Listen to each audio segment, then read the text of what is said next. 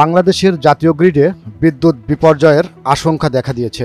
ভারতের ঝাড়খণ্ডের গোড্ডায় অবস্থিত আদানি বিদ্যুৎ কেন্দ্রের দুটি ইউনিট পুরোপুরি বন্ধ হয়ে গেছে। 1600 মেগাওয়াট সক্ষমতার এই কেন্দ্রটি দেশের জাতীয় গ্রিডের বড় ভরসা ছিল। এখন সেই ভরসায় কালো মেঘ।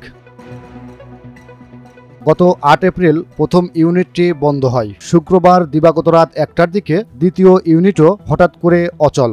এক লাফে জাতীয় গ্রিড থেকে বাদ পড়েছে 1400 মেগাওয়াট। যদিও শেষ কয়েকদিন ধরে 750 মেগাওয়াট পর্যন্ত বিদ্যুৎ আসছিল, সেটাও এখন বন্ধ। পাওয়ার গ্রিড কোম্পানি বাংলাদেশের তথ্য বলছে, শনিবার বিকেল 3টায় দেশের বিদ্যুতের চাহিদা ছিল 14,000 মেগাওয়াট, অথচ সরবরাহ করা হয়েছে মাত্র 13,552 মেগাওয়াট। সরবরাহ ঘাটতি দাঁড়ায় প্রায় 450 মেগাওয়াট।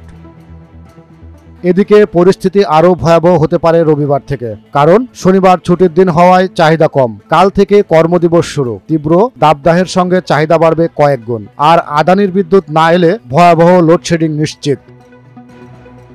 বিদ্যুৎ উন্নয়ন বোর্ডের এক কর্মকর্তা সতর্ক করে বলেন, উত্তরাঞ্চলে পরিস্থিতি সবচেয়ে খারাপ হবে। বিদ্যুৎ কেন্দ্র থেকে শনিবার সন্ধ্যায় একটি ইউনিট চালুর কথা থাকলেও সেটা না হলে লোডশেডিং বড় আকার নিতে পারে।